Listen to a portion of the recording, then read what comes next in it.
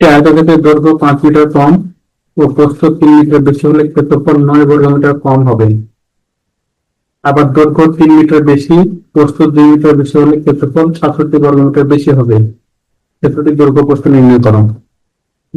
ধরি দৈর্ঘ্য বললাম x মিটার, প্রস্থ y মিটার, ক্ষেত্রফল সমান xy বর্গমিটার। এরপর প্রথম শর্ত মতে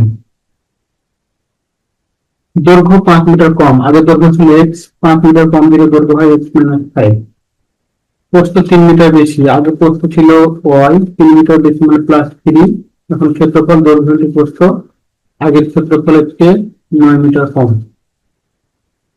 বা এটা একটু গুণ করে দেই, xy plus 3x minus 5y minus 15 সমান xy মাইনাস 9।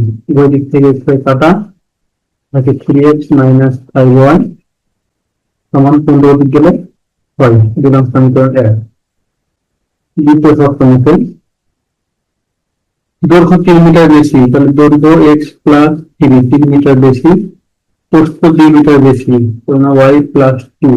এখন ক্ষেত্রফল 67 বর্গমিটার বেশি, xy প্লাস 57, বা xy plus 2x plus 3y plus 6 সমান xy প্লাস 57।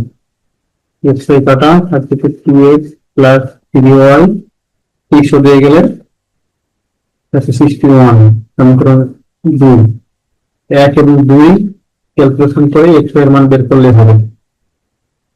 তবে 3x এখানে 2x, এখানে 5y, এখানে 3y।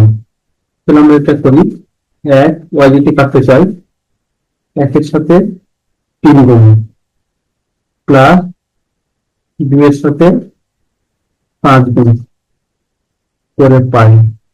1 এর সাথে 3 গুণ করলে 9x মাইনাস 15y সমান 18। নিচে 5 গুণ তাহলে 10x প্লাস 15y সমান, উপর থেকে 5 গুণ 5 305। তাহলে এখান থেকে y কাটা যাবে, থাকতেছে 19x সমান 323, বা x সমান 17। তাহলে আমরা x এর মান পেলাম। এখন আমরা y এর মান বের করি।